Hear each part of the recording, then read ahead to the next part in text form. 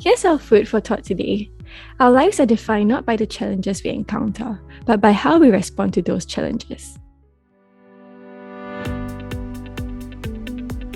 Hi, fellow listeners of IPS. Welcome to Work in Progress. This is a podcast where we talk about mental wellness with IPS. I'm your host, Vivien, and today, in line with our theme on self-management, we'll be exploring the concept of post-traumatic growth. Sounds complex? Don't worry, we'll break it down for you as we go along. But first, what are traumatic events?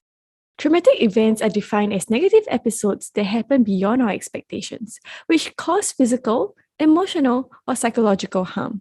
They could be anything from the sudden loss of a loved one, accidents, divorces, family conflicts, and so on. Although we all deal with varying situations differently, the most common reaction to traumatic events is shock and denial. Humans naturally respond by avoidance to protect themselves from the emotional impact, and this causes temporary mental numbness or detachment to avoid feeling all the awful emotions at once. Moving past the initial shock, individuals may then display secondary responses like re-experiencing the event through nightmares or flashbacks, or increased alertness that causes insomnia, withdrawal, or isolation and mood swings. When many of these symptoms are present for more than a month and affects the individual's daily living, they may be suffering from a condition such as post-traumatic stress disorder, or PTSD in short. Evidently, traumatic events have an adverse impact on our mental well-being. Instead of focusing on the dark side of trauma, we are here today to introduce you to the concept of post-traumatic growth. The name might throw some of you off. Like, what are you saying? Can anything good even come out of trauma, let alone growth? Fortunately, the answer is yes. Post-traumatic growth is both a process and an outcome and can be experienced alongside post-traumatic stress. It refers to the process in which someone experiences a traumatic event that challenges his or her core beliefs, endures psychological struggle, and finds a sense of personal growth. One is said to have experienced post-traumatic growth if there's positive response in these 5 areas. Firstly, appreciation for life and its little things. Secondly, relationship with others. Thirdly, new possibilities in life. Fourth, personal strength. It's like, if I got through that, I can get through anything. And lastly, spiritual change. Sounds a lot, right? Don't worry, let's break it down further. How can we turn adversity into growth opportunities after a trauma? Firstly, we can appreciate life by embracing the challenges and appreciating the gifts that adversity has brought for us.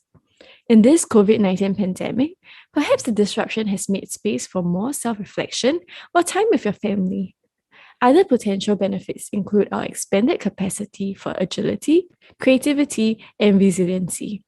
For example, the restrictions could have pushed you to adapt and help you to be more technologically savvy on mobile and online platforms.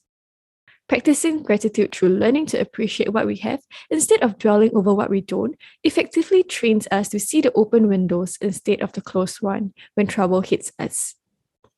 Secondly, we can build a relationship with others by reaching out to people and forming connections.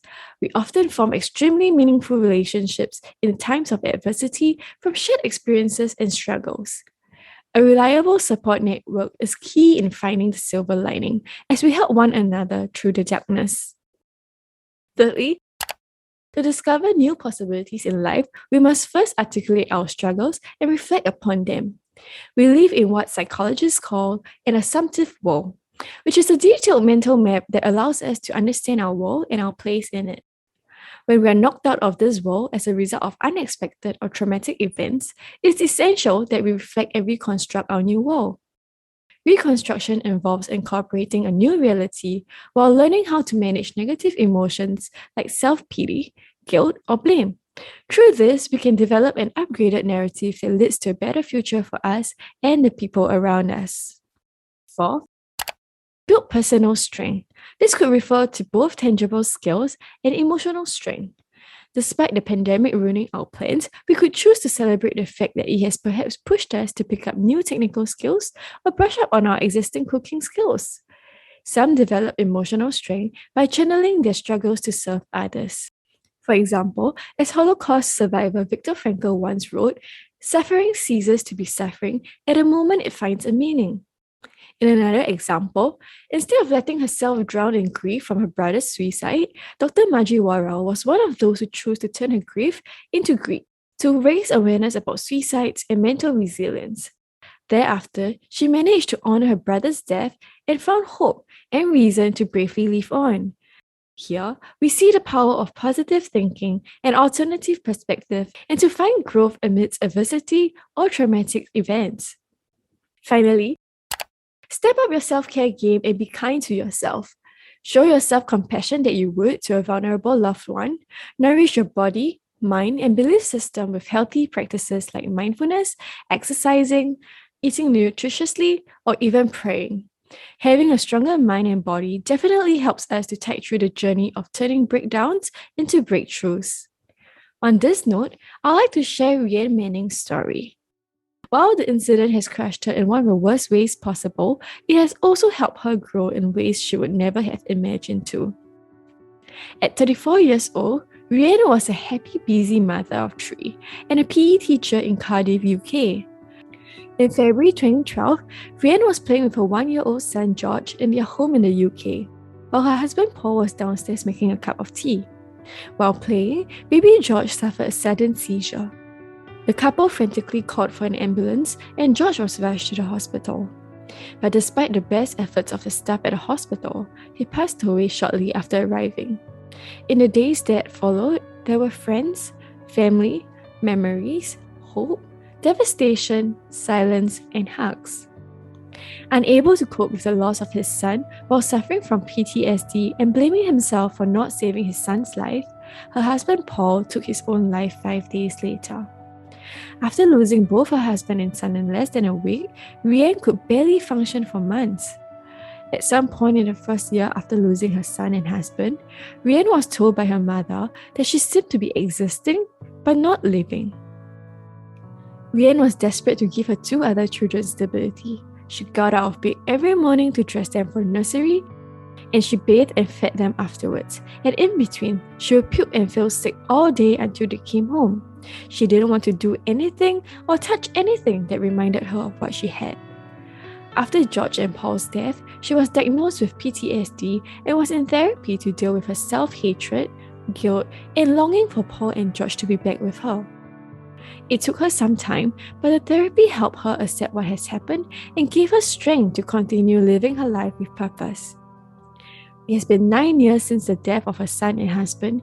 Now, Vivien is the founder and CEO of To Wish Upon a Star, a charity that has supported more than 3,300 people in Wales affected by the sudden death of a child or a young person.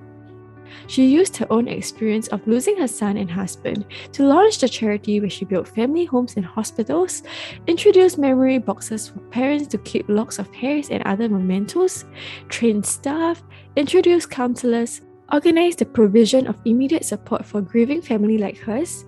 The charity grew and made agreements with every police force and health board in Wales that when a child dies, the family is referred to them with parental consent. She recently won a Pride of Britain award and last year married Craig, a man she met through the charity. She says, "I went through all this trauma. I was knocked off my feet to a place that I never want to experience again. I went downhill, but then I came back up. I know it made me a different person, a better person." Still suffering from anxiety and PTSD, Vivien hopes her story will inspire others to know that they are not alone and they should never give up. I hope that Vivien's story has inspired you to realize that it is how we respond to our hardships that define us, not the events themselves. Just like how calm waters don't make great sailors, storms occur to help us grow to our fullest potential. While most of us would prefer to have a smooth sailing ride, it is accepting that life holds both calm and choppy waters that helps us rise above them faster and better. As uncertain as life is, the experiences that you think are ruining you today may open a window for a better tomorrow. So hold on and push forward.